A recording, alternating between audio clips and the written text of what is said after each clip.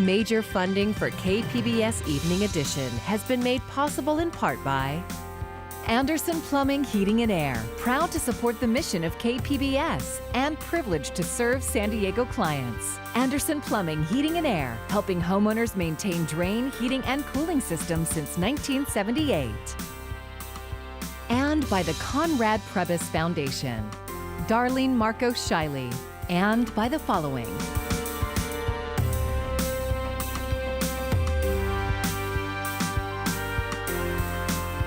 And by viewers like you.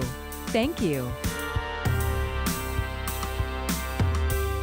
Good evening. It's Monday, July 27th. Thanks for joining us. I'm Maya Trabulsi. Saving lives, businesses, and jobs. County officials today put forth new efforts to do just that.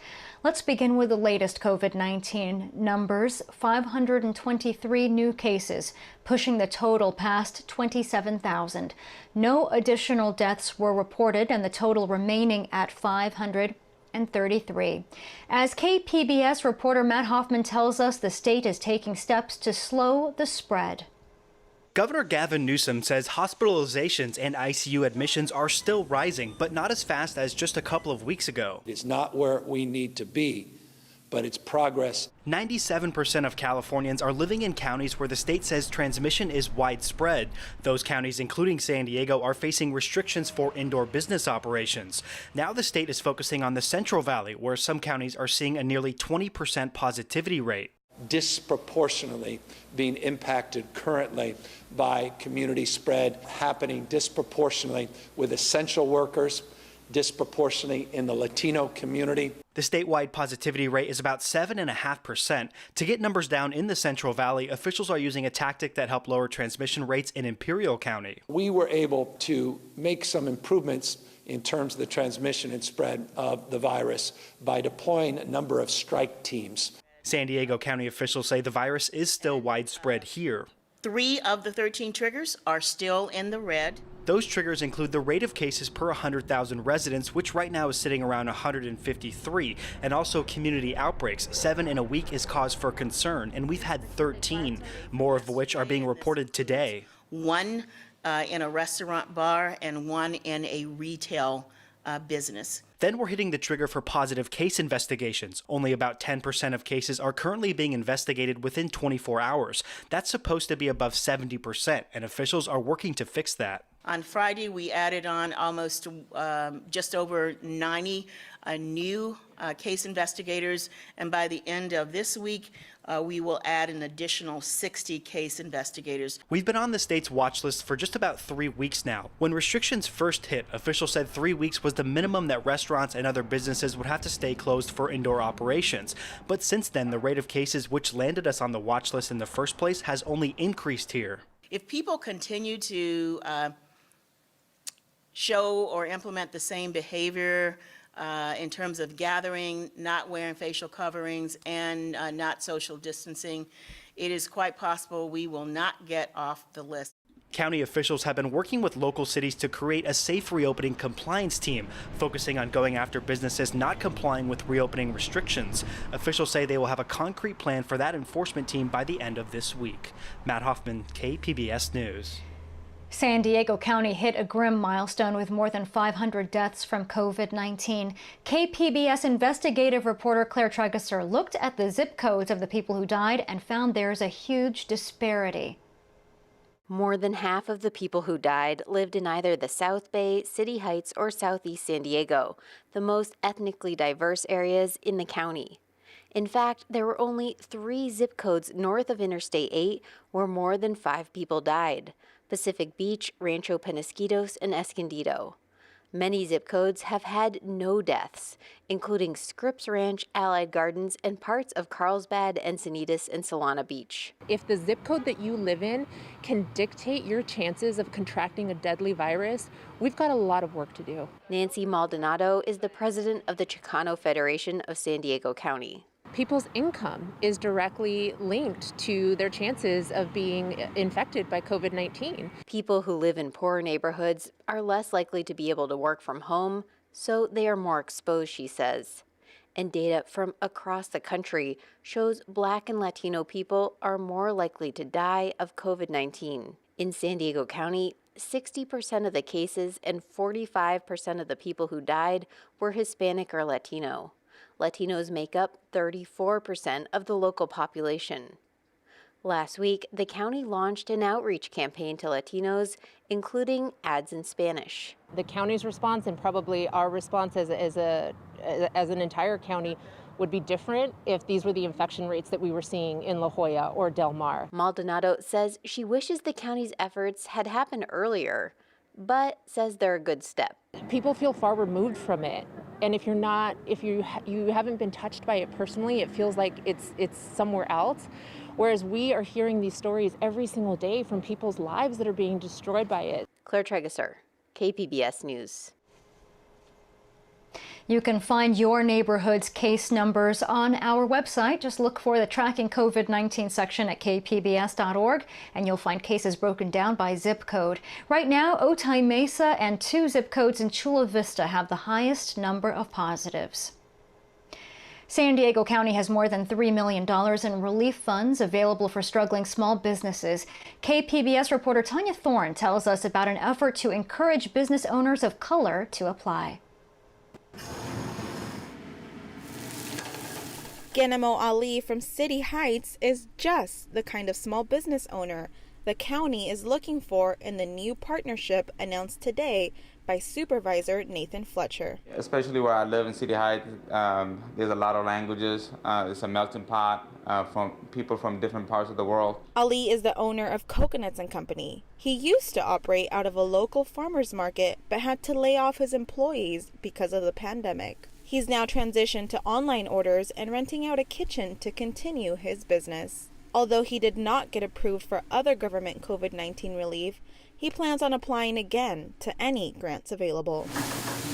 If there's a grant out there, if there's a loan out there, I'm always applying for it and just seeing if it's going to be approved or not. So, of course, I'm going to take the opportunity.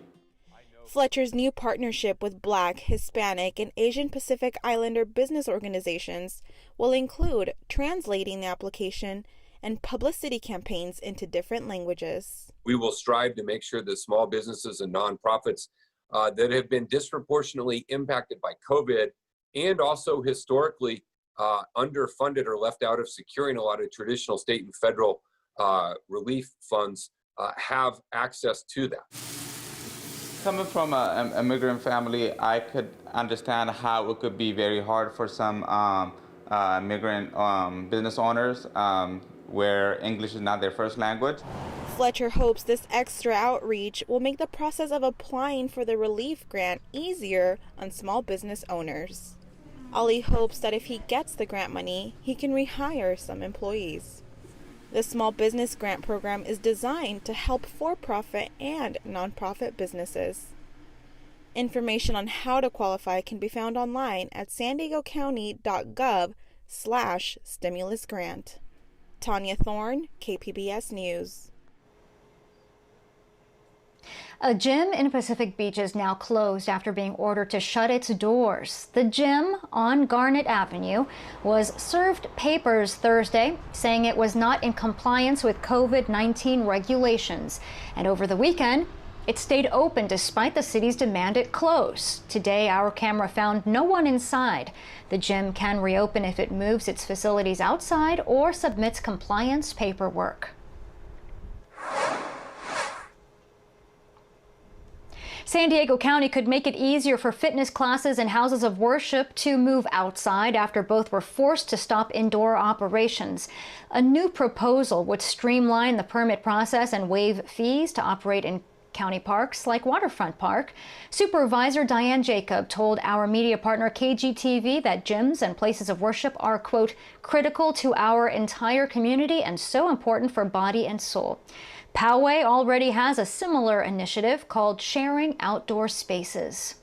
I'm very grateful and thankful for the opportunity to really just move my business outside.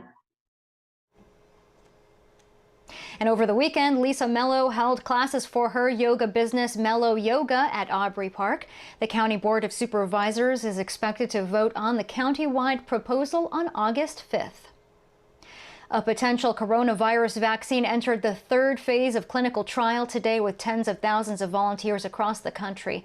3 sites here in San Diego are taking part, including UCSD Health. Stacey Cohen has the latest from Washington. A tribute to the latest warrior in the fight against COVID-19. Dawn Baker is the first of an anticipated 30,000 U.S. volunteers expected to participate in the third phase of a clinical trial for a potential vaccine.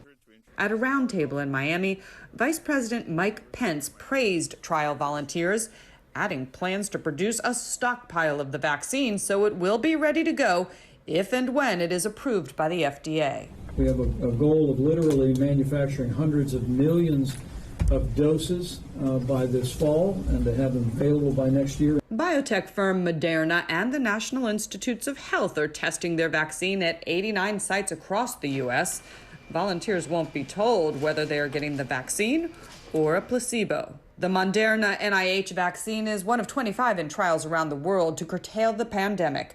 Meanwhile, in Washington, National Security Advisor Robert O'Brien has tested positive for COVID-19. As virus cases rise in many states, Google announces employees may work from home until at least July 2021, just as Congress negotiates a new stimulus package. All of this news making this moment so very critical, and this reaction understandable. In Washington, Stacey Cohen, KPBS News.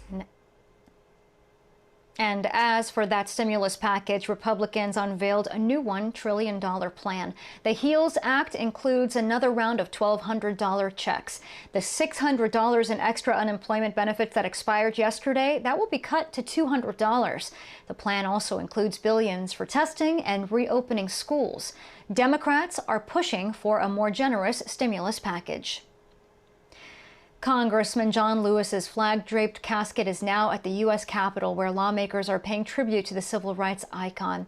A motorcade carrying the body stopped at Black Lives Matter Plaza near the White House as it made its way through Washington.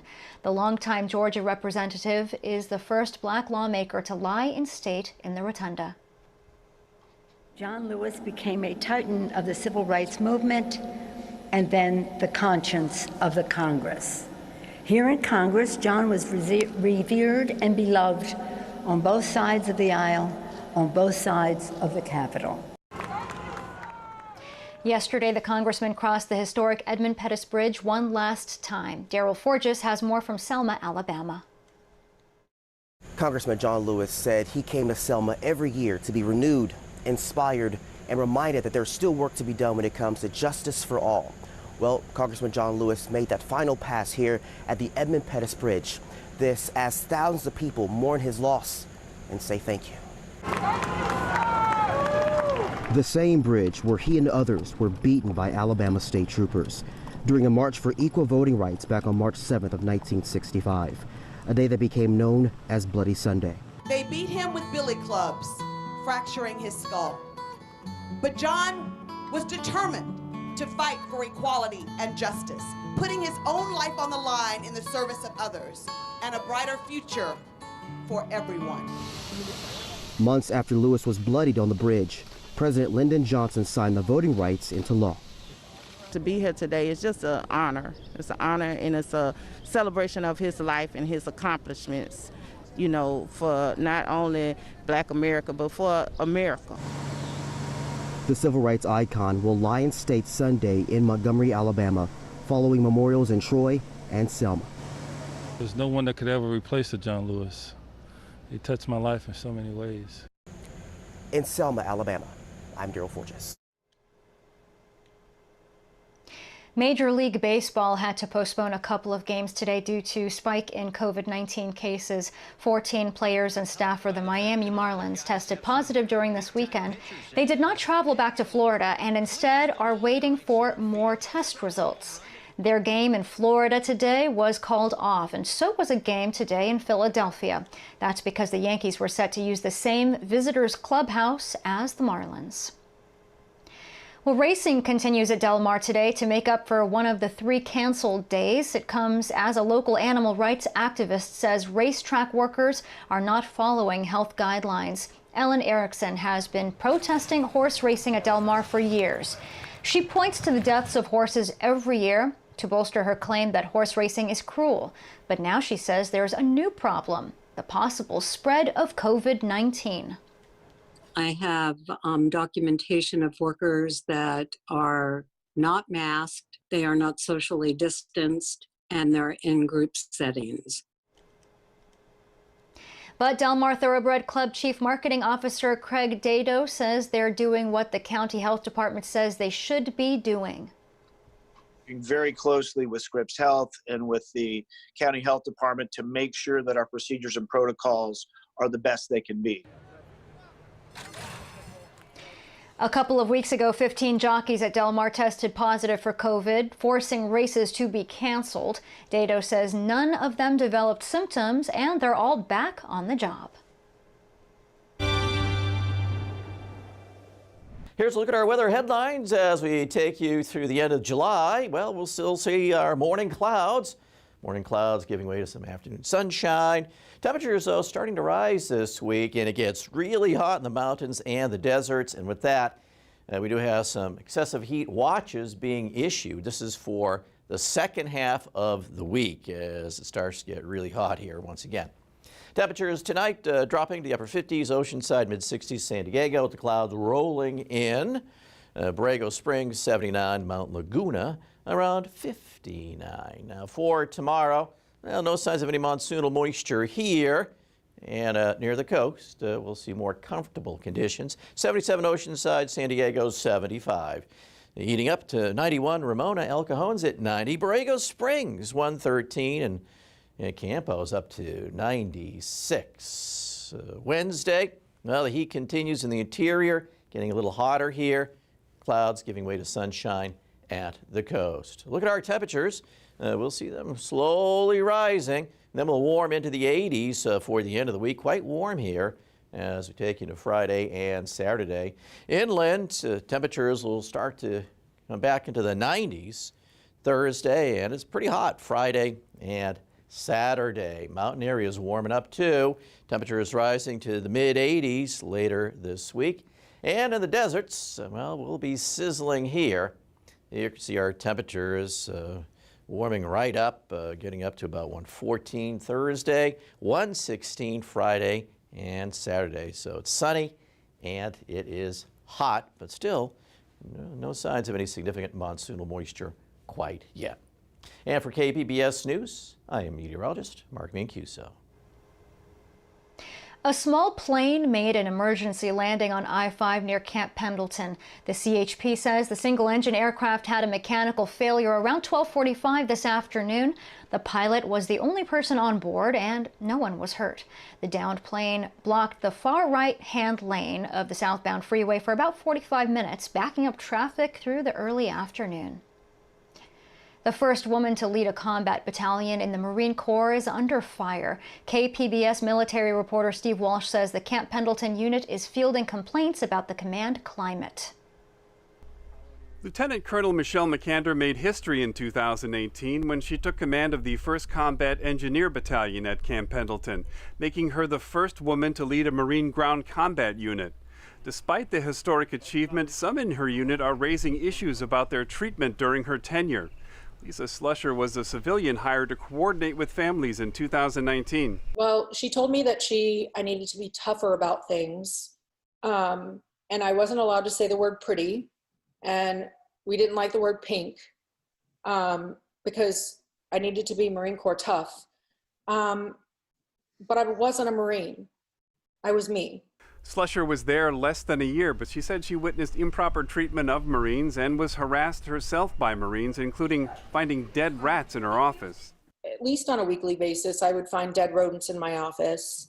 So one time I had a container, my husband had made me lunch, and I set it on my desk, and I came in and there was a huge cockroach sitting on the top of it. And at that point, I knew that a cockroach didn't go to the top of my container and just lay there and die. Someone had put it on there. At least 3 Marines have also filed complaints against the command, saying that there was a hostile work environment inside the battalion. Slusher says she was let go by McAnder after filing a complaint. This despite McAnder praising Slusher's biggest accomplishment, a rededication ceremony for a memorial to the units fallen in Iraq and Afghanistan during this June 13th interview. So this is in honor of those who gave the ultimate sacrifice during Operation Iraqi Freedom and Enduring Freedom. Nathan DeWinnis was in the Marines from 2001 to 2013. So it was a great honor to come back and see all those guys and be a part of that. He served through 6 combat deployments. Slusher found him so he could come back for the ceremony, where he saw Marines telling her off. And I don't think that she deserves the treatment that she was getting. Slusher says McAnder did not stand up for Marines when issues were brought to her attention. Initially, Slusher was called to testify in another complaint by a Marine. But when Slusher filed her own complaint, just her behavior towards me went from being like family to being like, worst enemies on the playground. Several Marines vouched for Slusher's treatment by the unit. The lieutenant colonel left in June as part of a normal change of command to take an assignment at the Naval War College. The Marines did not comment for this story. The Marines have behaved the most reluctantly when it comes to allowing women into combat positions. In 2015, leadership asked the Pentagon to keep women from certain roles, even as the other services opened up. Steve Walsh, KPBS News. Protesters chained themselves to the gate of Governor Gavin Newsom's mansion today. They're demanding the release of prisoners who say they are at risk of dying from COVID-19 exposure. They say prisoners aren't getting adequate medical care and are not social distancing. The protesters are demanding to hear from Governor Newsom. We have sent him letters. There have been organizations, there have been letters written from people inside of detention demanding to be freed for months now. They have warned that people would die, and then people died, and then there was nothing done. So the time is up. We need actions now. A few of the protesters were arrested by police. The governor responded to the protests today, saying the state has released about 12,000 inmates, and more are scheduled for early release. First thing we can do is mass release, where people are just released out to the streets and sidewalks, and end up in benches, end up in parks on the side of the road. And that's not compassion. That would be compounding a problem, making a problem, in fact, worse. So far, 6,500 California inmates have tested positive for the coronavirus. 37 have died. The number of San Diegans who have died from the coronavirus is now more than 500. KPBS health reporter Taryn Mento says a local hospital executive fears the public is becoming desensitized to what this means. 4 COVID patients recently died in one night at Scripps hospitals. CEO Chris Van Gorder says on any other day that would have been big news, but he worries as the pandemic claims more lives, people are forgetting what's at stake. I'm a little afraid that people are looking, these numbers are now so big and so profound that they're now numbers and they're forgetting these are people. That my nurses and my doctors have to call their family members and tell them their loved one just died from something that maybe they wouldn't have had to die from. Somebody wore the goddamn mask. Scripps has treated a large portion of the region's COVID patients. Taryn Mento, KPBS News. In less than 100 days, we'll make our picks for president. But if the election were held today, polls suggest bad news for President Trump, especially in battleground states. Whitney Wild has more from the White House. A dire situation for the president in swing states. Recent polling shows a battleground boom for the presumptive Democratic nominee Joe Biden, with President Trump trailing in every single swing state from the 2016 election. I had the same thing 4 years ago. I was losing everywhere. I had poll numbers where I wasn't going to win any state, and I ended up winning every one of them. You know, the swing states. Even traditionally Republican-friendly states like Texas and Arizona show potential problems for the president. We get a lot of fake polls, just like we have fake news. Right now, the dominant issue for voters is the coronavirus crisis. We will achieve a victory over the virus by unleashing America's scientific genius. Polls consistently show Biden scoring higher than President Trump on who is more trusted to lead during the pandemic. He's quit on you, and he's quit on this country. Democrats pounced, spending 6 figures over the next 2 weeks to release a new ad in battleground states, knocking the president on his handling of the coronavirus. Trump is failing. In the wake of numbers, President Trump attempting to shift his tone on the pandemic, touting the use of masks. I bring one, I have one, I've worn it. And tweeting that he is concentrating on the crisis instead of throwing out the first pitch at a Yankees game. Conventional wisdom proves that much can happen between now and November 3rd, especially in an unconventional election year. I think there's more spirit now than there's ever been for my campaign. At the White House, I'm Whitney Wild. Iconic TV host Regis Philbin, whose broadcasting roots began in San Diego, is being remembered. Philbin, who holds the Guinness record for most hours on camera, died over the weekend. He was best known for Live with Regis and Kathy Lee, and then Kelly, also for hosting the game show Who Wants to Be a Millionaire. Regis Philbin was 88 years old. We break down the latest efforts by lawmakers to ease the economic pain. Coming up at 7 after Evening Edition on KPBS. And now for a recap on our top stories. San Diego County is encouraging small business owners of color to apply for relief funds. More than $3 million is available. Today, the county announced 523 new cases, pushing the total past 27,000. No additional deaths were reported, the total remaining at 533. Analysis shows that more than half of the people who have died lived in the South Bay, City Heights, or Southeast San Diego. You can find tonight's stories on our website, kpbs.org/evening edition. Thank you for joining us. I'm Maya Trabulsi. Have a great evening.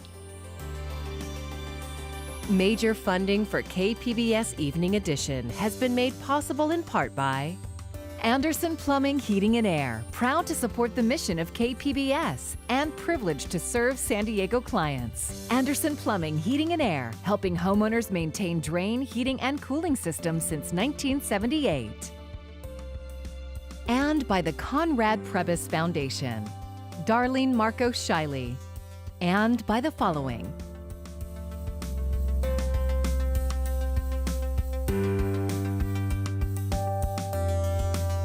And by viewers like you. Thank you.